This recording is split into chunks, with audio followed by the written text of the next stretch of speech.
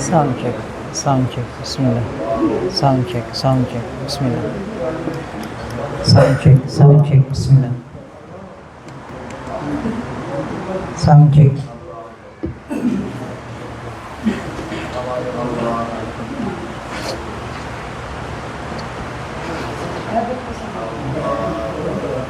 Sound check. Jamal, Jamal, Jamal. Sound check.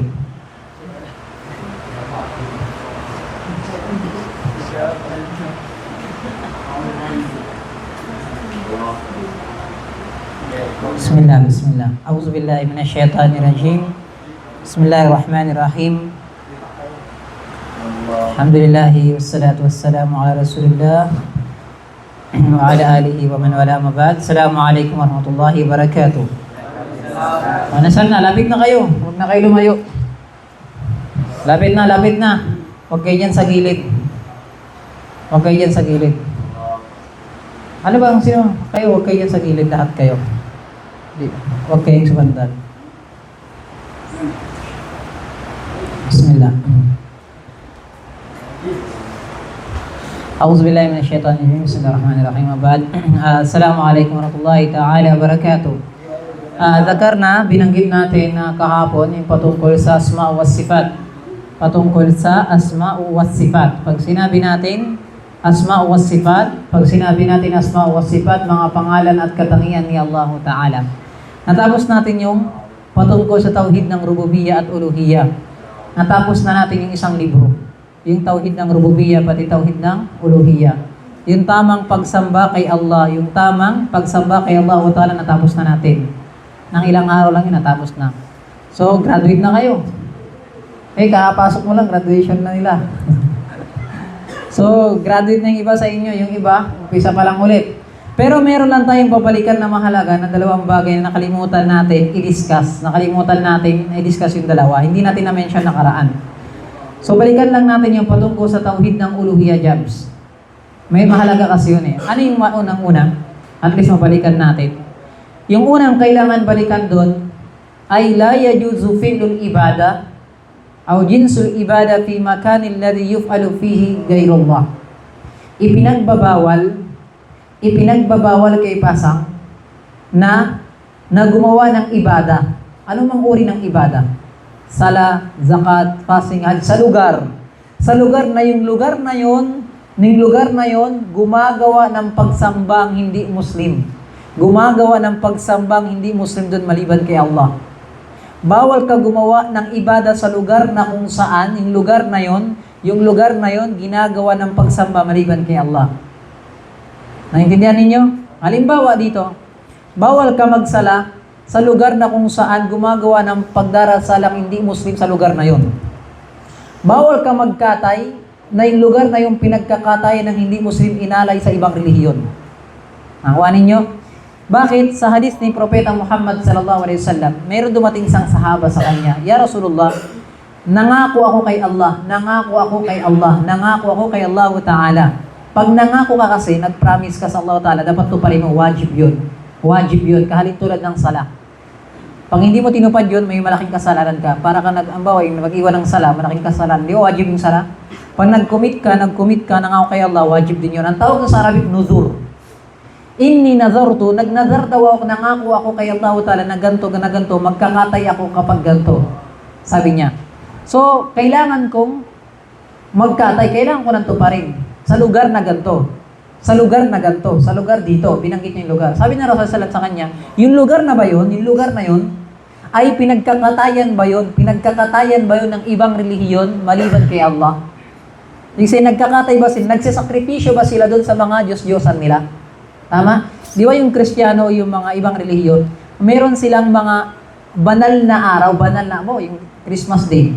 Di ba ang ginagawa, meron silang Noche Buena, tsaka Buena Noche. Ano pinagkaiba nun? Binaliktad lang, di ba? Ang seryoso mo naman. So, meron silang Noche Buena, di ba? Pero nagkakatayan sila. Di ba? Meron yan silang slaughtering. Alam yung slaughtering? Yung isang malaking planta, doon kinakatay yung mga hayop. Alam mo, yung Jollibee, saan ba kinakatay yung mga manok nila? Malaking manok yan, kasi buong Pilipinas susuplayan nila eh. Diba? Sa Batangas yan, meron yan sa Cavite, malaking planta yan. Halimbawa lang, yung kakata nag-order si Ishak ng 1,000 manok. Tapos yung 1,000 manok, ay, wag na lang si Ishak kasi Muslim yan eh. Halimbawa na lang si Elmer. Ito si Elmer, di ba Musliman? Nag-order siya ng 1,000 manok sa Jollibee na fresh. Fresh. Tapos yung 1,000 na manok na yun, inalay niya yun sa December 25. Sa December 25. So yung planta, magiging haram sa atin na magkatay ka doon o umorder ka doon. Nakuha ninyo, magkatay ka doon. Kasi bakit? Pinag-alayan yung planta na yun maliban kay Allah. So yun ang sabi doon, ang anumang uri ng pagsamba sa lugar na yan na ginawa ng mga ibang reliyon ay bawal ka gumawa ng pagsamba doon. Kaya sabi sa hadis ng Rasulullah sa sahaba na yun, yung lugar na ba yun, pinagkakatayan maliban kay Allah? Sabi ng sahaba, hindi. Sabi niya, ako binagay, tuparin mo na yung pangako mo. Bakit? Ano yung maintindihan natin sa hadith? Ano yung maintindihan natin doon? Ang maintindihan natin doon ay bawal ka magkatay sa lugar na pinagkakatayan maliban kay Allah. Nakuha ninyo? So, hindi lang yun pagkatay. Hindi lang siya pagkatay. Tinuturo ng hadith na anuman uri ng pagsamba, bawal mo gawin sa lugar basta kung anong pagsamba ang ginagawa. Nakuha ninyo? Ikalawang halimbawa. Ustad, anong batas, anong hukom yung magsala tayo sa loob ng simbahan? Tama? Halimbawa, inimbitahan si Ramadan. Pwede ka bang mag-imbitahan? Kasi gusto namin malaman patungkol sa pag-fasting, turuan mo kami. Ano ang Islam dyan? Tapos inimbitahan ka doon sa simbahan. Magsalita ka doon. Naabutan ka ng sala. Di ba? O meron tinatawag na multi-purpose building. Di ba? Ang multi-purpose building, ginagawa yan halimbawa sa mga mall. Halimbawa, maglalagay sila ng prayer room ng masjid. Tapos yung masjid, pwede rin pagsalahan ng Kristiyano. Kasi multi-purpose nga, multi-purpose. Ibig sabihin, kahit anong reliyon, pwede magsala dyan. Kasi kaysa gawin ng mall dyan, iba yung mosque, iba yung simbahan, iba, mahihirapan sila. Sayang yung pwesto. 30,000 na isang buwan yan eh. O ang gagawin nila, isang room na lang, pwede lahat ng reliyon andyan na. O di ba? May mga ganong case. Halimbawa, nagtatrabaho si Pasang sa Robinson. Di ba? May masjid dyan. Di ba may masjid? O bakit hindi ginawa yung masjid dyan na pwede naman sabihin multi-purpose? Libre naman gawin kung gawin ng Robinson. Bakit mas pinili ng Maranao dyan nakaseparate yung masjid? Di ba? Ganun yung mga case kung bakit hiniwalay. Kasi nga, ito yung batas. Bawal. Bawal mo gawin ng isang ibada na yung lugar na yung ginagawang pag-ibada maliban kay Allah. Nakuha ninyo? Ngayon, sa simbahan may tatlong case yan. May tatlong sitwasyon yan. Unang sitwasyon, kapag ang gobyerno ay hindi Muslim, tapos yung simbahan pa rin siya, may mga rebulto pati santo, bawal ka magsala. Nakuha ninyo? Bawal ka magsala. Yung gobyerno hindi Muslim, yung simbahan pa rin. Ikatlawang sitwasyon, kapag ang gobyerno ay Muslim, halimbawa sa Saudi, gobyerno Muslim, may simbahan, halimbawa, pero wala naman simbahan sa Saudi, pinagbawalan yan. May simbahan, ay yung simbahan, rebulto pati santo nandun pa rin, bawal ka pa rin magsala. Nakuha ninyo? Ikatlong sitwasyon, ang gobyerno ay Muslim, ang simbahan naging moske. Tinanggal yung rebulto pati mga picture. Pwede na doon. Kapag ang simbahan gagawin ng moske, kahalin tulad sa Turkey, ang Turkey dati tinatawag na Ottoman Empire, bago pa yan dating Roman Empire yan. Nung nasakop ng Muslim yung Turkey, yung Hagia Sophia na malaking moske doon, ay dating simbahan yun ng Katoliko. Nung nakuha ng Muslim, ginawa nilang masjid, pwede na. Nakuha ninyo? Okay. Meron sa Quran, sa panahon ni Propeta Muhammad sallallahu alaihi wasallam, anong dahilan? Bakit ipinagbawal? Kasi yung puso, yung pananampalataya iba. Hindi mo pwede haluan yung paniniwala mo sa lugar na kung saan nakahalo yung gawain doon. Ang pinag-iingat doon yung paniniwala mo para hindi ma-distract. Hindi ma-istorbo yung paniniwala mo. Magsasala ka, nakita mo yung picture ni Maria. Di ba? Magsasala si Jawal, nakita yung picture ni Jose. Di ba? Santo Niño, Santo Rebuto, Santo Papa, nandiyon na lahat ng mga santo, iba't iba mga itsura. Nakuha ninyo? Ipinagbawal. Kaya ipinagbawal. Kaya sa panahon ni Propeta Muhammad, ay buhay yung mga munafiqun. Ustad, sino mga munafiqun? Ang munafikun sila yung mga Muslim sa gawa. Muslim sa gawa. Pero ang puso, hindi. Pag sinabi natin Muslim sa gawa, nagsasala sila, nag-fasting sila, nag-zakat, nag-hajj. Kasama nila sa masjid, nagsasala din. Yung iba nga, kayakap eh. Joke lang. Yung iba nga, sinasalam ng mga sahaba eh. Munafikun, pero sa puso nila, hindi talaga sila naniniwala. Kaya sa panahon ni Propeta Muhammad, buhay sila, nandun sila. Nagsasalamat sila sa Rasulullah eh. Pero munafikun sila. Yun ang mga munafikun. Mga dajjal. Mga dajjal. Munafikun, pareho, mga pagkungwari. Mga hipokrito. Nakuha ninyo? Yung kungwari, Assalamualaikum, Durasad. Yung pala, yung sa puso niya, bakit buhay ka pa? Di ba? Ayaw na kitang makita. Di ba? Yung mga ganun. Di ba nga sa Tagalog, hipokrito. Mapagkungwari. Sa Islam, ay mapagkungwari, mas delikado yung kaysa mga hindi Muslim. Kasi kasama nyo sila eh. Minsan, kasalam mo, kayakap mo, nakangiti sa'yo. Yung pala, paglabas ng masjid, yung lang yung tao na yun, pasalam-salam pangiti-ngiti sa akin, di ba? Yung pala, ganito yan, ganyan, yan. Iniwasan natin yung mga ganyan mga munafikun. Hindi. Sa panahon ni Propeta Muhammad, maraming munafikun. Alam mo yung ginawa nila? Ang ginawa nila, nagtayo sila ng moske. Nagtayo ng masjid. Yung masjid na yun, malapit lang din sa Madina. Nagtayo sila ng moske malapit sa Madina. Alam nyo, sabi nila, Ya Rasulullah, isipin mo, tinawag pa nilang propeta ng Allah, di ba? Ya Rasulullah, tinayo namin to kasi masikip na doon sa Dakota. At least punta yung mga tao dito. Di ba? Tinayo, at least tayo, marami tayong moske, maganda pag maraming moske, di ba? Maganda hindi.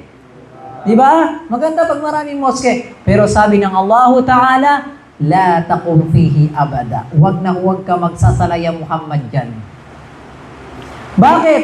Kasi ang niyat nila doon, ang nasa puso nila, tinayo nila para magwatak-watak yung mga Muslim. Ang imam nyo dyan, ang pangit ng boses, dito na lang kami sa kabila. Yung imam nyo dyan, ganyan, dito na lang kami. Yan ang dahilan kung ba't pinagbawal na tinawagan ng Masjidud Dirar. Sabi ng Allah Ta'ala, yung moske nakakapinsala. Pero moske yun, isipin ninyo, ang ganda, moske, kung iisipin ninyo. Pero sa puso pala nila, di ba? Sinisira pala sila ng mga Muslim. Kaya tinawag ng Allah Ta'ala Masjid Dirar.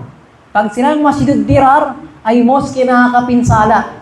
Kaya sabi ng Rasulullah, ng Allah Ta'ala mismo sa Rasulullah, huwag ka magsasala dyan. Kasi yung mga tao na yan, kung wari magtatayo lang ng moske yan. Pero mga binelaw yan. Nakuha nyo, yun ang sabi ng Allah Ta'ala. Mga siraulo yan. Kung wari lang mabait. Assalamualaikum. Di ba? Di ba? O dito tayo magsalam, may moske tayo sa kabila. Di ba? Kasi bakit? Ipinagbawal ng Allah Ta'ala.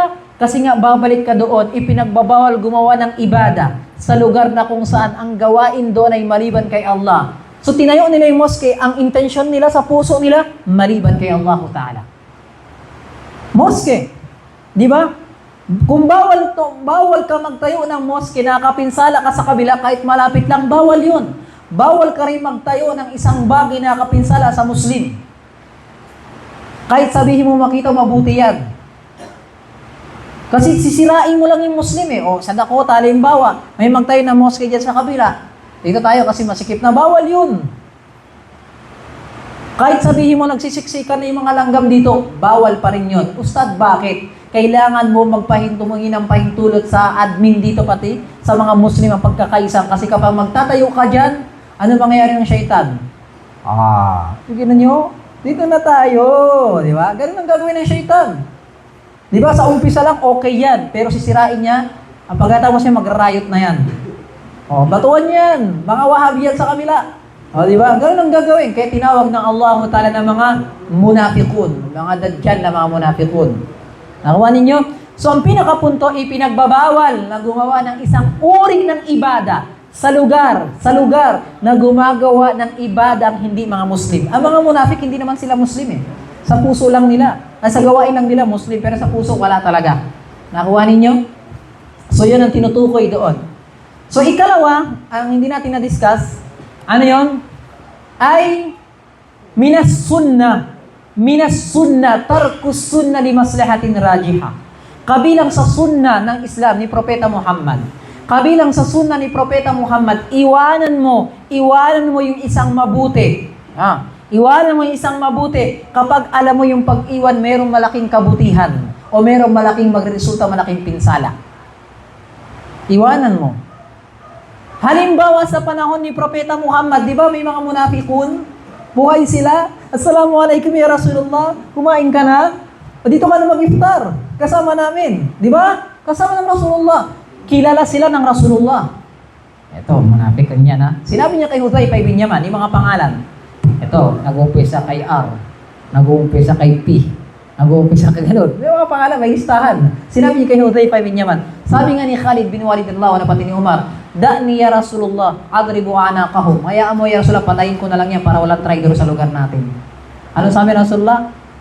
La, ya Aba Hafs, ya Umar. Hatta la yatahaddatha an-nasu anna Muhammadan yaqtulu ashaba. Para hindi magchismis yung mga tagalabas ng moske na sinasabi, si Ustad Ahmadi pinapatay yung mga jamaa niya. Yun ang sabi Rasulullah. Para hindi magsabi yung mga tagalabas ng Madina, ya Umar, na si Muhammad pinapatay yung mga kanyang kasamahan. Pero hindi ba kung titignan natin, kung papatayin natin sila, ay mas mainam sana para wala ng traidor?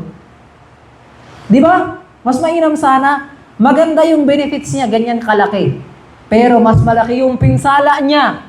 Hindi na papasok yung mga tao sa Islam. Kaya sabi dito, minas sunnah, kabilang sa sunnah ni Propeta Muhammad, iwanan mo yung maliit na benepisyo para hindi lumabas yung malaking pinsala. Nakuha ninyo?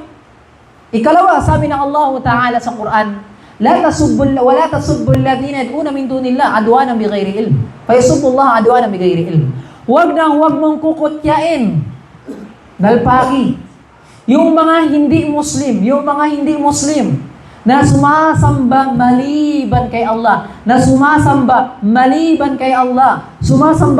kay Allah. Bakit? Anong gagawin nila? Fayasubbullah o adwanan bighairi ilm. Kukutyain nila si Allah. Gagawin nilang katarantaduhan yung Islam. Kalokohan yung Islam. Hindi ba bilang tayo mga Muslim, nasa totoo tayo, Aladdin? Nasa totoo tayo, tanong pa yung microphone ko. Nasa totoo tayo, hindi ba dapat mas maganda na asarin natin sila, Aladdin, di ba? Kasi nasa katotohanan ka. Tama? Pero bakit ipinagbawal ng Allah Ta'ala? May benepisyo na maliit na asarin mo sila kasi totoo ka. Pero magresulta malaking pinsala, lulukohin at paglalaroan nilang pangalan ni Allah. Wallahu Akbar si Allah Ta'ala dakila. Hindi siya pwede pakitunguhan ng kahalitulad ng nilalang na inaasar-asar lang. Nakuha ninyo? Ipinagbawal yun. Ibig sabihin, ano ang pinakapunto? Minas sunnah, kabilang sa sunnah sa Islam, sa pamamaraan ni Propeta Muhammad, ay tarkus sunnah, iwanan mo yung isang bagay na may benepisyo. Iwanan mo yan kahit alam mong totoo, kapag alam mo magresulta na malaking pinsala yan, o alam mo mag-iiwan na malaking kabutihan yan, huwag mong gagawin. Tama? Tama ba? Parang ngayon ako paniwalaan Mayroon ba kayong suggestion? Objection? Objection, Your Honor. Di ba? Kaya maganda, hindi naman ako si Tore. So yan ang tinutukoy doon sa reliyon ng Islam na dapat alagaan natin. Tama? Yan ang pinupunto ng ikalaw na hindi natin na-discuss nakaraan. Halimbawa pa dito, ano yun? Halimbawa pa dito, yung pagtuturo sa Islam.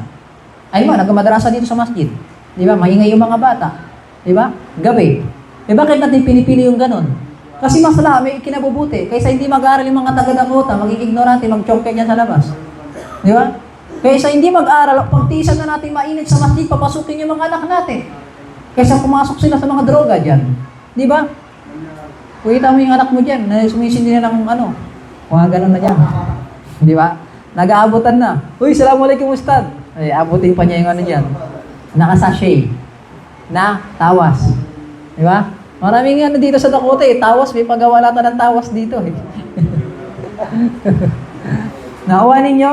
So, ayun. Ang gawin nila dyan, lagi sa kilikili at sindihan. Tapos singutin. Di ba? Pareho lang naman yun So, yan ang tinutukoy doon. Na kabilang sa sunnah, iwanan mo yung sunnah kapag alam mo may malaking pinsala. Tama? Okay, tapos na tayo sa dalawa. Okay, balikan natin yung kahapon nakaraan. Number ano na yun? Isa. Number 5, 6. Number 6, patungkol sa asma wa sifat. Patungkol sa katangian ni Allah Ta'ala na, sa sifat ni Allah Ta'ala. Okay, sinabi natin, kabilang sa sifat ni Allah Ta'ala sa kanyang katangian na ano?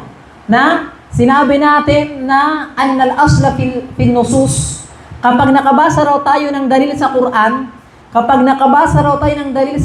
patungkol sa katangian ni Allah, anna aslaha al-zahir. Dapat kung ano yung pagkabasa mo, yun ang paniwalaan mo. Huwag mo na bigyan ng ibang kahulugan. Halimbawa, si Allah Ta'ala, naniniwala tayo na si Allah Ta'ala meron siyang kamay. Nilikha niya si Adam alayhis salam na may kamay. Sabi ni Allah Ta'ala, khalaqtu biyaday, nilikha ko si Adam ng aking dalawang kamay. So, huwag mo na palitan yun, hanggang doon ka lang. At hindi ka pwedeng lumipat sa tinatawag na metaphoric. Alam niyo yung metaphoric sa English? Yung hiram na salita. Halimbawa, sinabi ko dito, naghutba kanina yung lion. Ano Ramadin? Lion ba yung naghutba galing Manila Zoo? Anong pinupunto ko doon? Matapang yung naghutba. So, hiniram ko lang yung katangian ng lion sa isang tao. Ang tawag doon sa hiram na salita sa English, metaphoric. Panghiram na salita sa Tagalog. So, patungkol sa asma o sifat sa Quran, walang metaphoric. Nakuha ninyo? Walang metaphoric sa sifat. Tama? Pag sinabi ng Allah Ta'ala may kamay siya, hindi mo pwedeng ilipat yun. Sa mo, ang tinutukoy diyang kapangyarihan. O ang tinutukoy diyang biyaya. Nakuha ninyo? Ang tinutukoy doon ay kamay talaga. Pero meron tayong 4 na batas. Anong sabi? May katangian si Allah, walang kahalintulad. Hindi mo pwede bigyan ng itsura. Ikatlo, hindi mo pwedeng palitan kung ano yung nabasa mo. Ika-4, hindi mo pwedeng itanggi yun. Kasi nabasa mo sa Quran. Mashallah, nag-aaral to ha. Top 1 to ha. Top 1 yan. Yun ang pamantayan natin. O si Allah Ta'ala, sabi niya, meron siyang mukha, binanggit sa Quran. Walang kahalintulad. Hindi mo pwedeng baguhin yung nakasulat. Hindi mo pwedeng itanggi. At hindi mo pwedeng baguhin. Nakuha ninyo, yun ang paniniwala natin. Hindi ka pwede lumipat sa metaphoric. Yung hiram na salita, sa imong tinutukoy yun, hindi ang mukha. Hindi pwede yun. Kasi wala ka naman dalil eh. Tama? Yun ang tinutukoy doon. Kaya nga, ang salitang metaphoric, hindi ka lilipat doon maliban kapag naintindihan mo na yung original na salita. Bago sabi ko, nagutba yung lion. Paano mo naintindihan na matapang na tao yun? Understood yun sa utak mo matapang kasi bago ka lilipat sa metaphoric, naintindihan mo na yung totoong salita. Diba? Bago ka lumipat sa metaphoric, naintindihan mo na yung totoong salita. So bakit papalitan ng mga tao, may mga tapalitan nila yung sifat ni Allah, hindi naman nila nakita yung kamay? Diba? Sabihin nila, kapangyarihan yan. Bakit ka lilipat sa metaphoric, hindi mo pa naman nakita yung kamay ni Allah? Tama ba? Ayan, ang tawag sa kanila. Anong tawag sa kanila? Ay sila yung tinatawag na Asy'ariyah. Pasang. Ang madhab ng Asy'ariyah, hindi sila naniniwala sa sifat ni Allah Ta'ala. Ang Asy'ariyah. Nakuha nyo sa, sa klase madrasa yan eh. Di ba? O ka, Ramadan. Bulan Ramadan. So yan ang tinutukoy natin doon. Tapos sinabi natin, mattafaqal fil asma la yastalzim ittifaqu fi sifat. Ano man yung pareho sa pangalan, hindi ibig sabihin pareho na sa katangian. Hindi ibig sabihin pareho na sa katangian. Si Allah Ta'ala, meron siyang pandinig. Ang tao, mayroon pa rin pangdinig. So pareho may pandinig. Pero hindi ibig sabihin na pareho sa pangalan, pareho na ng katangian. Halimbawa, itong ilaw, merong ano yan? May liwanag. Yung araw, parehong may liwanag. Pareho ba ng liwanag? Hindi. Pareho ng pangalan, magkaiba ng katangian. Nakuha ninyo? Al-istifaqu fil asma la yastalzim al-istifaqu fi sifat. Ang pareho ng pangalan hindi nangangahulugan magkapareho sa katangian. Ang Asy'ariyah, sa kanila, kapag pareho ng pangalan, pareho dapat ng katangian. Pareho ng pangalan, dapat pareho ng katangian. Ang nangyayari, kailangan nilang itanggi yung katangian. Kasi nga, ang utak nila, kapag biranggit na may kamay si Allah, ay dapat mayroon pareho ng katangian sa nilalang. Kaya hindi nila tinatanggap na si Allah ay may sifat. Nakuha ninyo? Hindi nila tinatanggap si Allah Ta'ala na mayroong sifat. Pau, Dalpaki, si Sami. Saan yung top 1? Lang top 1? Top 1 yun ah. So yun ang tinutukoy doon. Yun ang tinutukoy doon patungkol sa asma wa sifat. Dahil dito, tinatawag tayo ng Wahabi ng Asy'ariyah. Tinatawag tayo ng Wahabi ng Asy'ariyah. Kasi hindi sila niniwala sa sifat. Kaling tulad ni Aladdin. Wahabi yan eh. Dahil naniniwala si Aladdin na si Allah Ta'ala may katangian, sabihin ng Asy'ariyah, Wahabi si Aladdin. Nakuha ninyo? Sinong Wahabi? Diba? Yan ang paningin nila eh. Pag ganun ka, Wahabi ka. Kapag hindi ka nag-celebrate ng Maulud, Wahabi ka. Tama? At nakuha na natin lahat ng discussion niya nakaraan. Ang 21 days na ngayon. 21 days, 20 days. 20 days, dapat memorize nyo na. Si Nigel nga, memorize niya na eh. Nakipagsabayan na yan eh. Tapos niya na yung akida eh. Late-late niyan, pero malaman utak niyan. Di ba? Huh. Natapos niya na yung tauhid ng madrasa niya. Pati ngayon, na-review na naman niya. Ustad na to. Pwede niya nang ipako sa krus.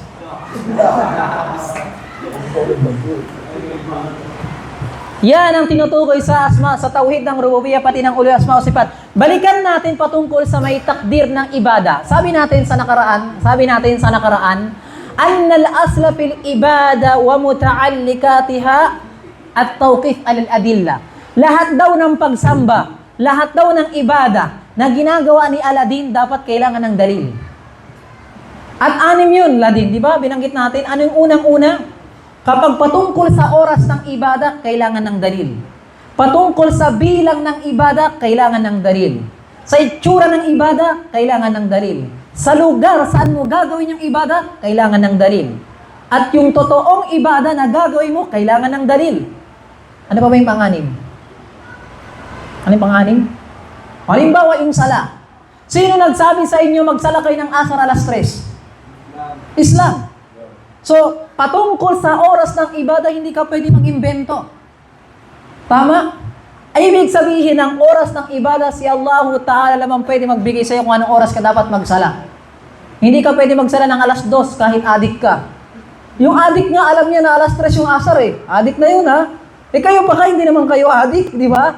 So, ibig sabihin, hindi ka pwede mag-imbento ng ibada na mayroong ibada ng alas 3, alas 2, alas 5. Hindi ka pwede mag-imbento. Kasi si Allah Ta'ala at si Propeta Muhammad lang pwede magsabi, magdeklara na mayroong kayong pagsamba sa gantong araw, sa gantong oras. Pwede naman tayo mag-Jumat, Sunday, kasi doon walang trabaho eh. Di ba? Sino nagsabi sa iyo sa araw ka ng Friday mag-Jumat, mag-khutbah? Si Allah Ta'ala, ang Islam. Di ba? Yung nagsabi sa iyo, magsala ka ng gantong oras, siya rin ang nagsabi sa iyo ng ganto yung ibada na gagawin mo, gantong itsura. Tama? At gantong rakaat, 4 na rakaat, halimbawa sa asar. Nakuha ninyo? So, 6 yan. Sa panahon, sa oras, sa lugar, kung ilan yung bilang, anong itsura, pati, ano yung isa, nalimutan ko eh. Yung totoong ibada. Hindi ka pwede mag-imbento ng anumang uri ng ibada. Nakuha ninyo? Ginagalit nyo ako Naiintindihan ninyo? O halimbawa, yung Salatul Maghrib, 3 rakaat, pwede naman natin gawing 5 para maganda eh. Sino nagsabi siya 3 rakaat? Sino Sasagot kayo hindi. Sino? Yung Islam. So yung nagsabi siya ng 3 rakaat, yung bilang, siya rin ang nagsabi na huwag ka magdagdag ng number. Yung Ramadan, 29 days at 30 days, depende sa buwan. Sino nagsabi sa inyo, pagkatapos ng buwan, mag-id na kayo? Di ba? Ilan yung id sa Islam? Sino sabi niyo isa? Ilan yung id sa Islam? Yung 2 lang. Hindi ka pwede magdagdag ng id maulud. Di ba? May id maulud ba? Wala. Kasi yung nagsabi sa'yo na ganito lang yung gagawin mo, gantong oras, gantong araw, at gantong itsura, siya rin yung nagsabi sa'yo na huwag kang gagawa, mag-iimbento, Aladdin. Tama? Kahit pa sabihin Wahabi ka, Aladdin, walang dalil na magmaulud ka. Kasi ang nagsabi sa'yo ng araw ng ibada, gantong oras, wala kang karapatan mag-imbento. Nawa mo, Aladdin? Kaya ngayon maulid, 23, ilang taon na buhay si Propeta Muhammad. 23 years, muhawa sa kanya yung Quran, yung dalil. Eh di ko nakalimutan niya magmaulid kahapon, eh di sana next year magmaulid siya. Nilagay niya sa schedule, next year nalimutan ko mag-celebrate kanina. O kahapon, birthday ko, next year gawin natin. Meron ba 23 years? Wala naman nakalagay na ganun eh. Di ba? Tama ba ako? Dapat sumangayon kayo. Yan ang dapat sangayunan ninyo. Tapos ang sinabi natin patungkol sa gamit. Patungkol sa gamit. Sino ang sinusunod ni Propeta Muhammad sa gamit? Sinong sinusunod niya sa gamit? Yung lugar, yung komunidad. Kung ano yung ginagamit ng mga tao sa gamit, yun ang sinusunod ni Propeta Muhammad. Tama ba? Kaya nga si Propeta Muhammad nakaunta eh. Kasi yung lugar niya nakaunta. Eh kung may jeep sa panahon nun, mag-jeep siya. Paunta ng Madina. Kasi ang sinusunod niya yung lugar niya. Ayoko makita si Adspar. Ipaparking yung unta niya yan sa labas. Kasi si Propeta Muhammad nagunta. Ustad, si Propeta Muhammad nag-camel. Kaya susundin ko si Propeta Muhammad. Okay lang, basta ilipit mo yung tayo ng camel mo kapag tumagyan sa labas ha. Ayoko makita yung ads para sa'yo ha. Patungkol sa gamit ang sinusunod ni Propeta Muhammad, sino? Yung lugar niya. Pero patungkol sa paniniwala, salita at gawa. Paniniwala, salita at gawa, sino ang susundin natin? Si Propeta Muhammad. Kung anong binigay sa kanya ni Allah. Pero sa gamit, sino ang susundin natin? Yung komunidad natin. Basta yung gamit na yun halal.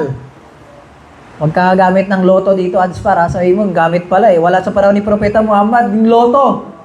Haram yung loto, kahit may loto pa noong unang panahon. Bawal ang sugal, ano mang itsura ng sugal. Nakuha ninyo? Sa gamit, ang susundin natin yung lugar natin. Kaya pag sinabi sa'yo, Adspar, bakit di ka nagmaulod? Eh, bawal pala tayo sumakay ng jeep kasi walang jeep sa panahon ni Propeta Muhammad. Ungas ka kapag gano'n yung dahilan mo. Gamit ang tinutukoy. Iba ang ibada. Ang selebrasyon, ibada. Di ba? Kasi lumalapit ka kay Allah, sinasamba mo si Allah, kaya nga nag-celebrate tayo ng Idil Fitr, Idil Adha, kasi ibada yun eh. Pagdating sa ibada, paniniwala, salita at gawa, sinusunod natin si Propeta Muhammad. Sa gamit, sinunod ni Propeta Muhammad yung kanyang lugar. Kaya nga nagtayo siya ng bahay niya gamit yung putik kasi yun lang meron doon eh. Ayoko makita si Pasang, magtatayo siya ng bahay sa Dakota, gagamit niya yung putik dito yung kanal. Kasi si Propeta Muhammad gumamit ng putik. Putik ka. Pasang kapag ginamit mo yun. Maintindihan mo, Pasang? Yun ang tinutukoy doon. Pagdating sa gamit, kaya nga gumagamit tayo ng microphone eh. Meron tayong vlog. Kasi kung may vlog sa panahon na yon, ay mangyari. Si kakasigaw kasi. Pakisaksak nga. Isak, pakisaksak na isak. Wait lang. Eto. Saksak mo. Nakuha ninyo? Dapat lang. Kaya naiinis ako eh. Paulit-ulit yung tanong ko kay Jabal, natutulog palagi.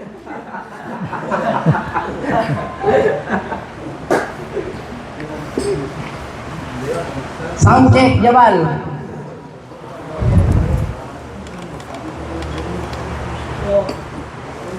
Okay.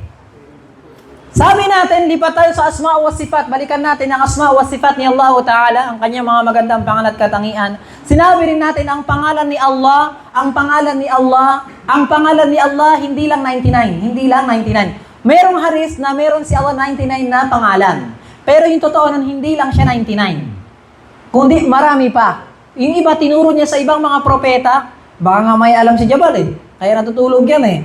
Yung iba naman, tinuro niya sa ibang mga mabuti mga tao. Yung iba naman, hindi niya tinuro. Pero hindi lang yung 99. Ang 99, kung bakit binanggit sa hadith, halimbawa, Jabs, may pera ka?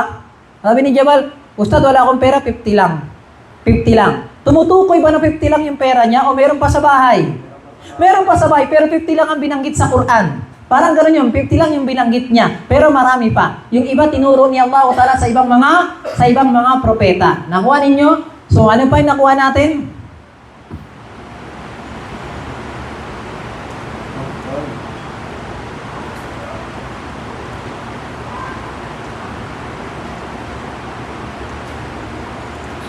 At ang sabi natin, ano pa?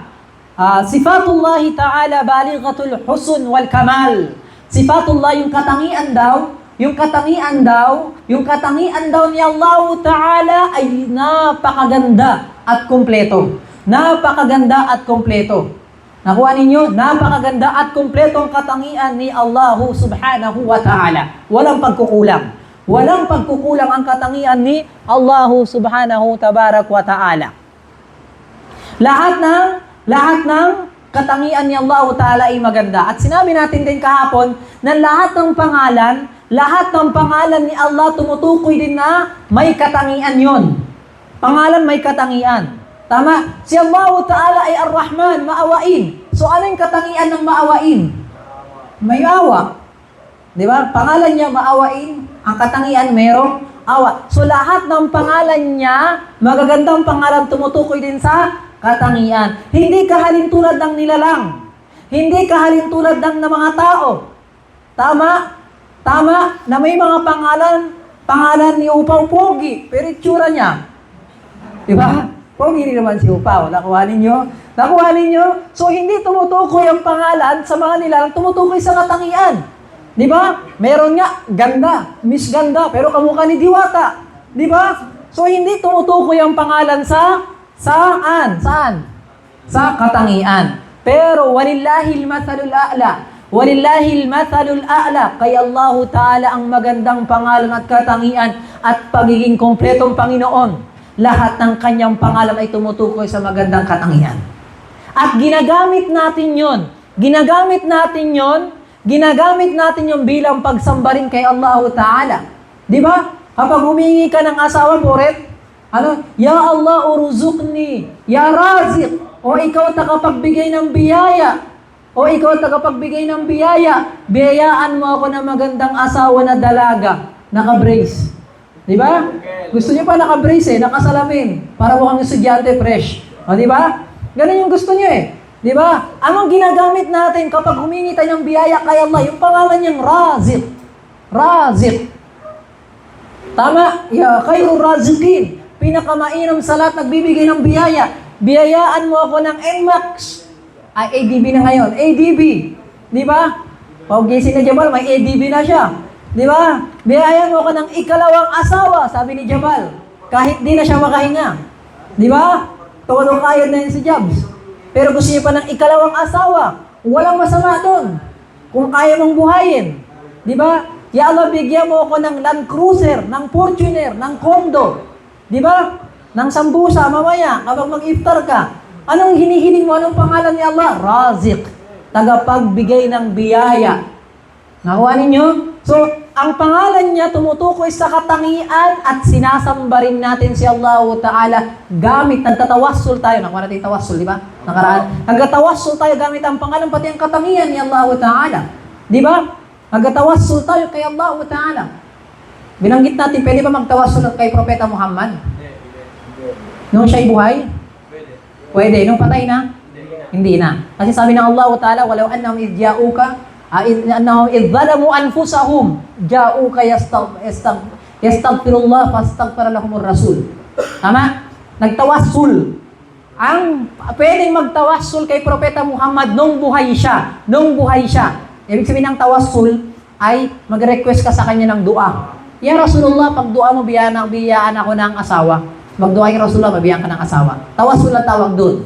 Tama? Pero nung patay na siya, hindi na kasi patay na siya Pero yung mga supi, pupunta sila doon sa libingan, pati nga syair, nagkatawassul pa rin sila kahit patay na. Bawal yun. Nakuha ninyo, kasi patay na yun Yung Rasulullah, mahal na mahal natin siya, pero patay na siya. Hindi ka pwede magtawassul kapag patay na.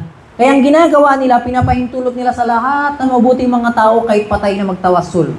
Kaya ginagawa, inadapt yan ng mga karamihan ng mga taga-probinsya sa Mindanao. Pag patay na yung tao, magtawassul ka kay Sharif Makdum. Diba? Saan ba yung masjid ni Sharif Makdum? Sa sulok?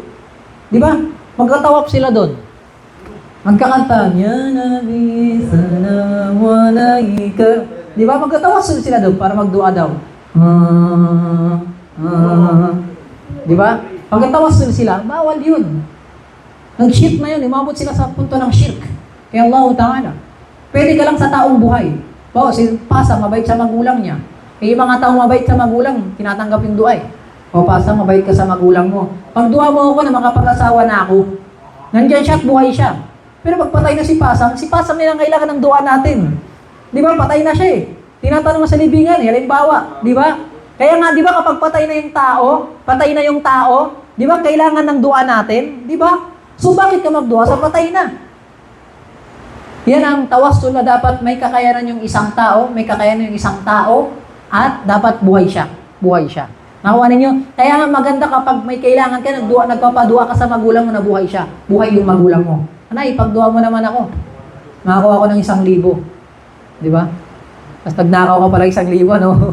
So, nakuha ninyo, siya yung tawag na tawassul. So, ginagamit natin sa ating tawassul ang mga pangalan ni Allah Ta'ala at mga gandang mga katangian. Ya Allah, ikaw ang nakakaalam ng lahat. Ya Allah, ikaw yung makapangyarihan sa lahat. Bigyan ka ng kapangyarihan? Hindi. Ay, tulungan mo ako sa gantong sitwasyon. Tama? Ay, sunod na tawassul. Yung dhikrul hal. Yung dhikrul hal, yung pinapakita mo yung sitwasyon mo kay Allah Ta'ala para kaawaan ka niya, upaw. Ya Allah, wala na akong damit. Paulit-ulit na lang. Biyaan mo ako ng damit sa Idil Fitr. Ya, nakita mo itsura ko? Di ba? Pwede mong banggitin yun, Aladdin. Pwede mong banggitin yun. Para maawa sa yung Allah Ta'ala. Halimbawa, dumating ka sa chairman, bugbog sarado ka. Binugbog ka. Di ba? Che, di mo ba ako kaawaan? Wasak na yung ngipin ko dito. Ganto yung tsura ko, ganto. Tapos ganyan, ninakawan pa ako. Anong gawin ng chairman sa'yo? Kawawa ka naman, sige, tutulungan kita. Di ba? Yun ang dhikrul hal. Pwede ka magtawassul. Tawassul kay Allah Ta'ala, gamit yun. Binabanggit mo yung sitwasyon mo. Nakuha ninyo? Yan ang tawag doon. Next. Ano number na? 7. Number 7 na ba? 8. 7.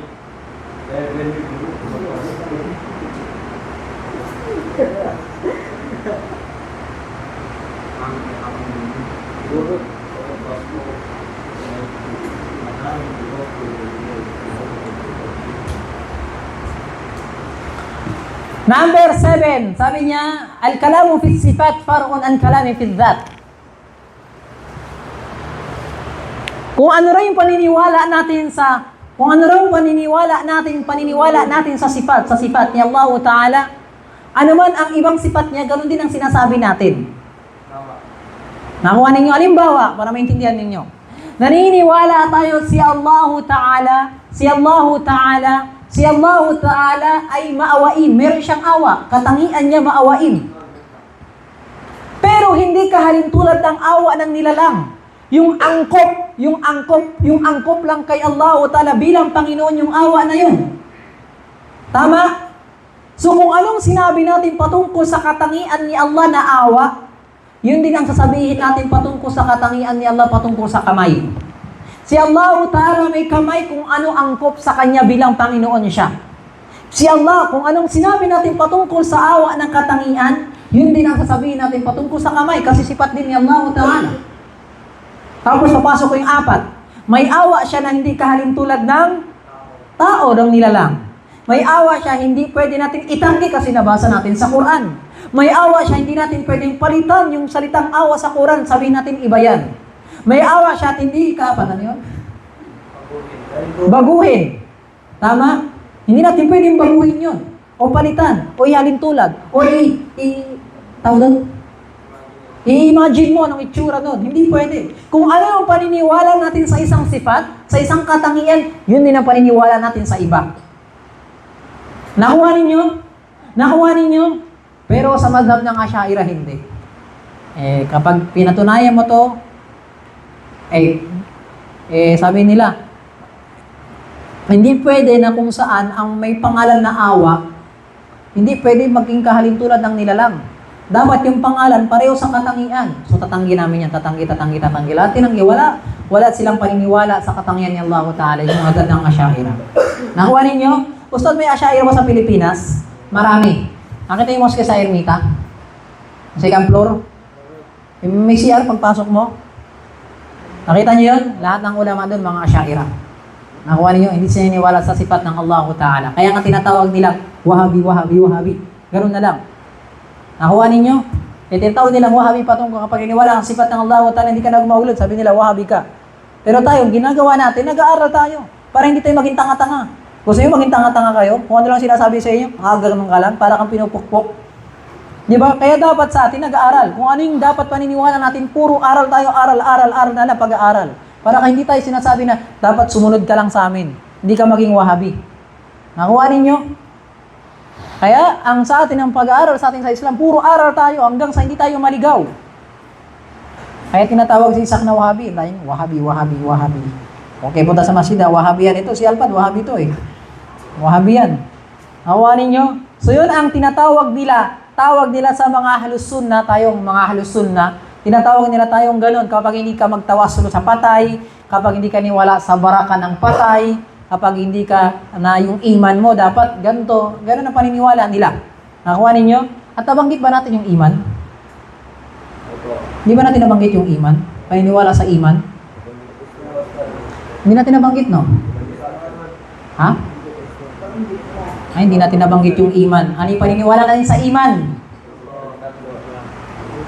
Saan yung first honor natin? Si Abdullah Dalpaki. Ano yung iman, Dalpaki? Paniniwala sa anong iman na? Ay, hindi. Sa level 2 pala yun. Ito yung level 2. Puso? Salita, gawa. Ano pa? Meron pa yun. Iman natin, puso, salita at gawa. Pero sa Asyaira, puso, salita lang, hindi kasama ang gawa. Kaya kapag hindi ka nagsala, Muslim ka pa rin sa kanila. Hindi ka nag-fasting, Muslim ka pa rin sa kanila. Kasi hindi kasama yung iman sa gawa. Sa atin kapag hindi ka nagsala, labas ka sa Islam. Kasi yung sala, iniwan mo eh. Sa kanila, kapag hindi ka nag-fasting, hindi ka nag-ano, wala kang ginawa, kundi may ang puso mo, malinis, may iman, pati salita mo, okay ka na, Muslim ka. Sa madhab ng Asyaira, ganun sila. Tayo hindi. Ang paniniwala natin sa iman, puso, salita at gawa, kasama yung gawa.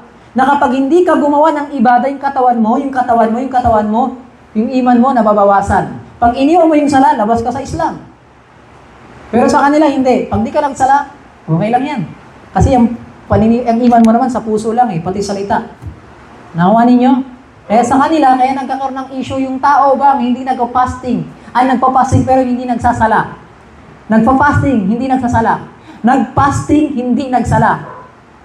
Sa kanila, okay lang yun. Tanggap pa rin yun.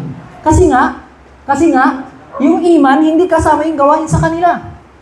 Eh sa atin, kapag nag-fasting, hindi nagsasala. May halaga ba?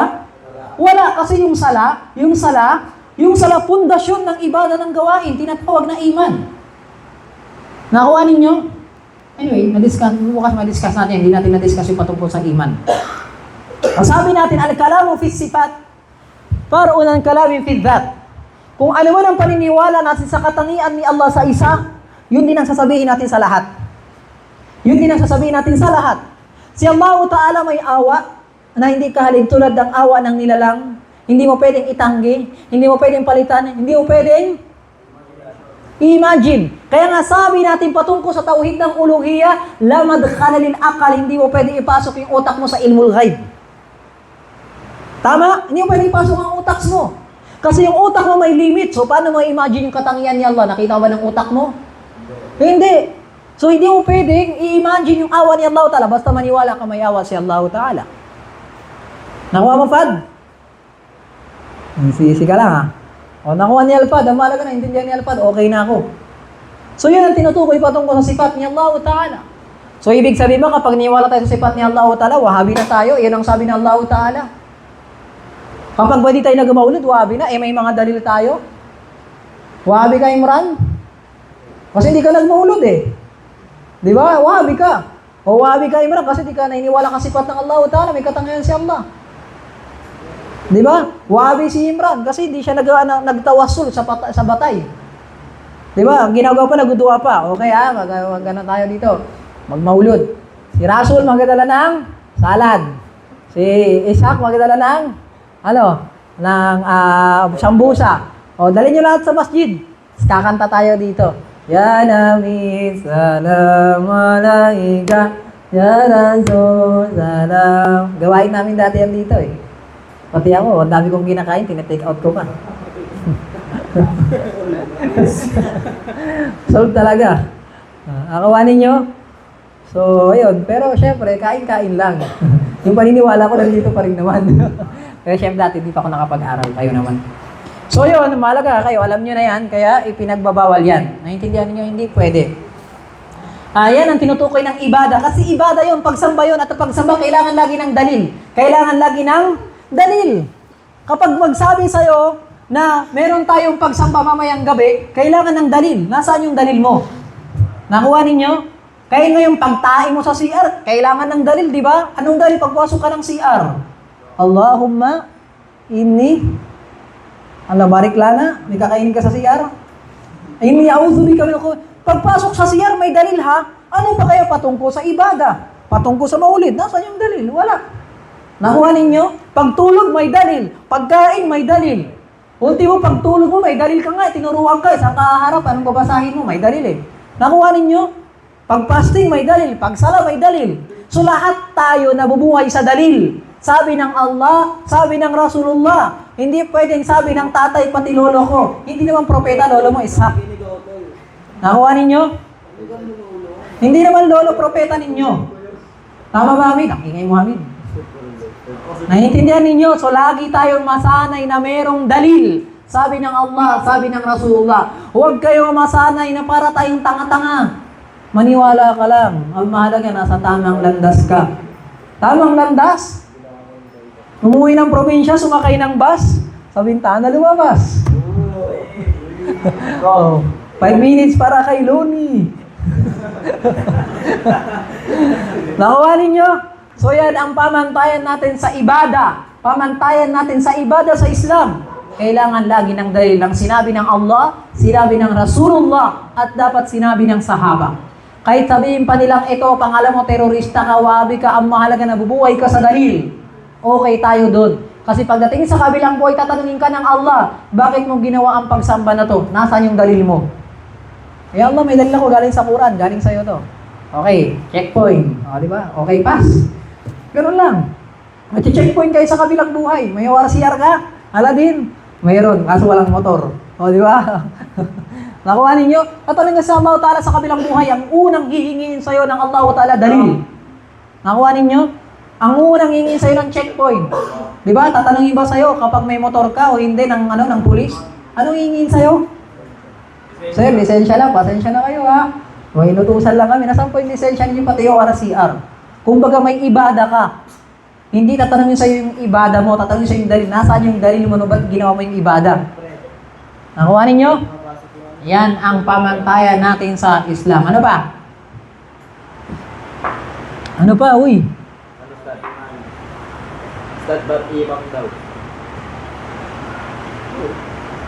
Sabi dito, tayong mga ahlus sunnah daw. Tayo, mga ahlus sunnah. Tawag sa atin ay ahlus sunnah wal jamaah. Kasi naniniwala tayo lagi sa sunnah ng sinabi ng Rasulullah, ng Allah, lagi may dalil. Kaya tinawag na ahlus sunnah. Kasi lagi tayo may dalil. Tayong mga ahlus sunnah, ya'lamuna ma'ani as-sifat. Alam natin na may sifat si Allah. Wala ya'lamu kayfiyataha. At hindi natin alam ang ano? Alam natin ang may sifat si Allah, pero hindi alam ang katangian. Pero alam natin ang sifat, ang tinutukoy doon. Halimbawa, sabi ko sa inyo, meron akong kotse. Ay, yate na lang. Alam niyo yung yate? May yate ako. Di ba alam niyo naman yung yate? Pero hindi niyo alam itsura ng yate ko. Di ba? So, sifat ng Allah Ta'ala, sabi ng Allah Ta'ala, alam naniniwala tayo may sifat si Allah Ta'ala, pero hindi natin alam ang itsura. Tama? Hindi ba matanggap ng utak natin yun? Katanggap-tanggap yun. Na hindi natin alam ang itsura. Nakuha ninyo? So yun ang tinutukoy din. Alam natin na may sifat, may katangian. May katangian si Allah Ta'ala, pero hindi natin alam ang itsura. Si Allah Ta'ala, kapag 1/3 ng gabi, 1/3, pag sinabi mo 1/3, hatiin mo sa 3 yung gabi. Anong oras ba nag-umpisa yung gabi? 6. Anong oras lumulubog? Diba? Mga 5, 6. Hatiin mo raw ng 3. 12 hours. Salitiin mo yung 12 hours ng 3. Ilang oras? 4, di ba? So, 4, 8, 12. Pagdating ng 1/3 daw ng gabi, ng 12 to 4, yan yung 1/3, bumababa si Allah. Bumababa si Allah sa unang palapag ng kalangitan kapag gabi. Bumababa si Allah Ta'ala. Hindi natin alam yung pagbaba. Naniniwala tayo na bumaba si Allah, pero hindi mo pwedeng tanong paano bumaba. Kasabihin ng Asy'ariyah, paano nga kayo mga Wahabi? Yung mundo bilog. Yung kabila araw, yung kabila gabi. Saan bumaba si Allah Ta'ala? Baba sa kabila at bababa rin sa kabila. Ibig sabihin, nasa baba na lang siya palagi. Sabihin sa'yo, pag umating ka doon sa seminar sa Ermita, Wahabi ka? Sige, sagutin mo yung tanong ko. Ano? Anong sagot doon? Ikaw, bobo ka. Sino ba nagsabi sa'yo yung mundo na ganyan yung itsura? Nakita niyo ba yung mundo ganon? Na-predict lang ng science na ganyan. Huwag mong itimbang na ang dunya na nilalang, pati yung araw at gabi nilalang, iyahalin tulad mo kay Allah Ta'ala, hindi naman siya nilalang. Yung tanong mo palang mali na. So bakit ka sasagot? Yung sagot mo, automatic mali agad. Kasi bakit mo si Allah Ta'ala susukatin yung kanyang sifat sa mga nilalang, samantalang si Allah hindi naman siya nilalang? Maintindihan ninyo? Allah Ta'ala siya yung tagapaglikha ng nilalang. Hindi pwede ang katangian ng nilalang kahalin tulad ni Allah. So bakit yung tanong mo hindi na nakakain? Yung tanong na yan, pang pilosopo yan eh.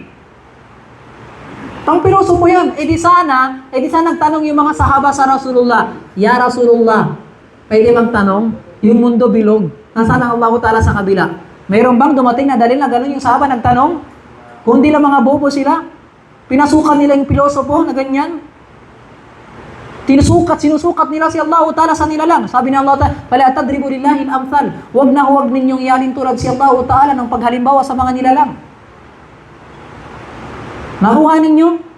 Kasi yung mundo bilog, sabihin nila, bakit nakalawas ka naman ng mundo? Nakita mo yung galaxy? Paano ba yung mundo na bilog? Okay, bilog, yung araw. O sige nga, yung galaxy na ba, bilog? Ano, mag-compute tayo dito?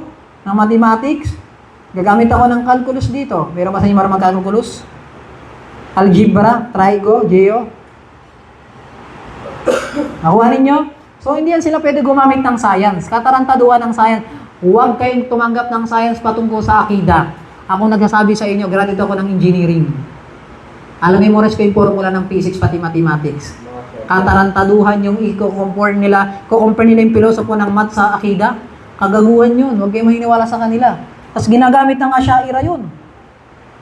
Sige, pwede natin magdebate. Umpisa tayo sa mathematics. Baka palang simple lang ang formula ng algebra, hindi mo na alam. Di ba? Huwag kayo maniwala sa ganun sa mga sinasabi ng Asy'ariyah. Ginagamit nila ang logic ng utak ng math. Tapos hindi naman nila memorize yung formula ni Aristotle, pati ni Einstein. Di ba? Ano yung formula ni Einstein? E = mc². Hindi nyo alam yun, di ba? Hindi nga alam ng Asy'ariyah yun eh. Ano yung E dot? Energy is equal to mass times the speed of light. Di ba? Alam niyo yun? Siyempre, hindi niyo alam yun. Halimbawa, ito bigyan ko kayo ng example ng logical science. Para maintindihan ninyo yung logical. Pag sinabi mong logical science, na hindi mo pwede, pagdating, ito dunya matters kasi yan eh. Dunya matters, hindi mo pwedeng i-logic yan sa akida kasi nilalang yan ang science, creation yan, makhluk yan. Hindi mo pwede itutumbas yan sa khalik, sa creator, sa tagapaglikha. Okay, bigyan ko kayo halimbawa. Kung maintindihan ninyo. Halimbawa, naglalakad yung tao, ang bawat step niya 1 metro. Di ba? 1 metro, 2, 3, 4. Tapos orasan mo siya. Orasan mo, bawat metro 1 segundo, 2 segundo, 3 segundo. Ang tawag doon, metro per segundo. Di ba? Meter per second. Tama? Ang tawag sa meter per second na yan, ay ano? Ang tawag yan ay velocity. So yung takbo, kapag ang isang bagay nasa motion, nasa galaw, ang tawag yan ay velocity. Naintindihan mo, Aladdin? Ngayon, paano naman kapag yung isang tao, inoorasan niya yung isang tao na inoorasan yung kanyang sarili. Ako, halimbawa, naglalakad ako, inoorasan ko yung sarili ko. Meter per seconds. Tapos yung isang tao naman, inoorasan naman niya ako. Na ako'y inoorasan ko yung sarili ko. So, dalawa yung nag-ooras. Di ba? Habang mayroong isang gumagalaw. So, meter per seconds per seconds. Kasi dalawa yung nag-ooras eh. Ang tawag doon acceleration. Kaya nga kapag tumatakbo ka ng motor, yung acceleration mo eh. Kasi sinusukat ng motor yung kanyang sarili, tapos sinusukat mo yung motor yung kanyang takbo. Kaya tinatawag na accelerator. Accelerator. Di ba? Naiintindihan ninyo? Yan yung physics. Hanggang sa maging belaw kayo. Ganyan yung physics. Velocity tapos acceleration. Okay. Tingnan nyo sa dunya. Para maintindihan ninyo. Ito, para matuwa kayo. Ngayon, pagdating sa mundo, habang nasa mundo ka, habang naglalakad ka, di ba mabagal yung oras? Kung takaling mo ng sambuagan naglalakad ka, ilang araw ka bago makarating? 3, di ba? Di ba 3? Kasi nasa loob ka ng mundo. Eh mag-plane ka, Manila to Zamboanga, ilang oras? 2 hours. Tama? Bakit ganon? Isipin ninyo. Bakit pareho ko naman kayo ng mundo ng tinatakbuhan pero magkaiba ng oras? Kasi mas mabilis. Mas malayo ka sa Earth, mas mabilis yung oras. Kasi nasa plane ka eh. Ibig sabihin, habang lumalayo ka sa mundo, mas mabilis yung oras.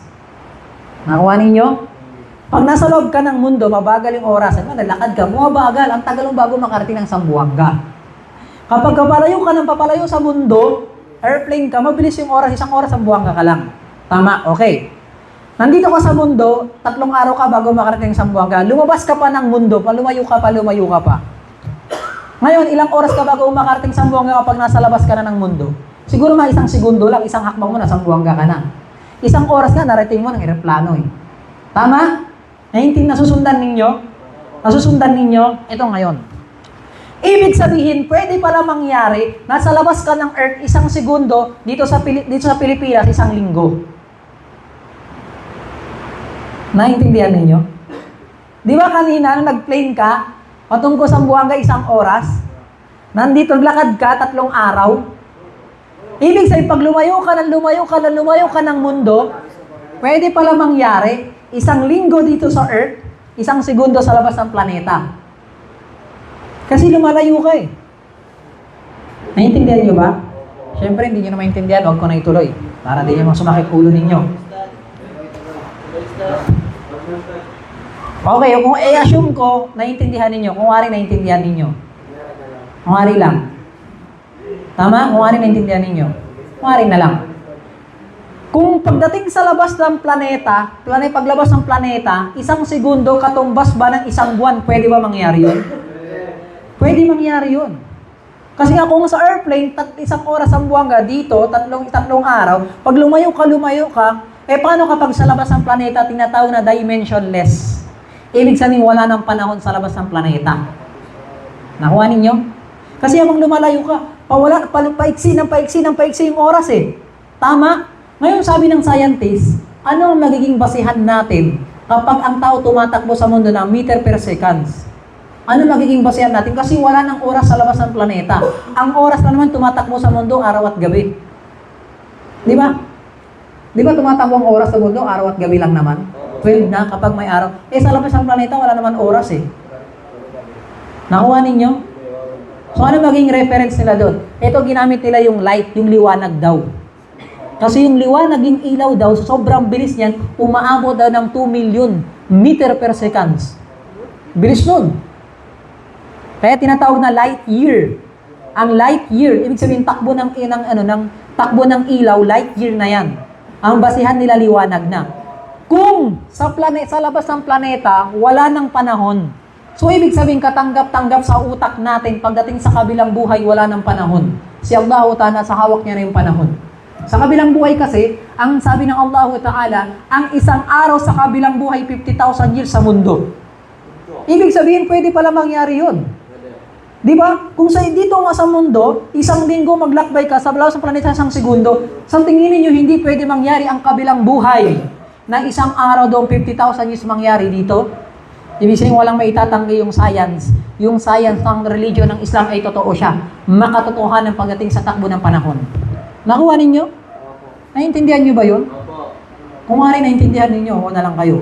Yun ang mga halimbawa ng mga tinutukoy ng mga science. Ang science, hindi niya kayang husgahan ang kapangyarihan ng Allah Ta'ala.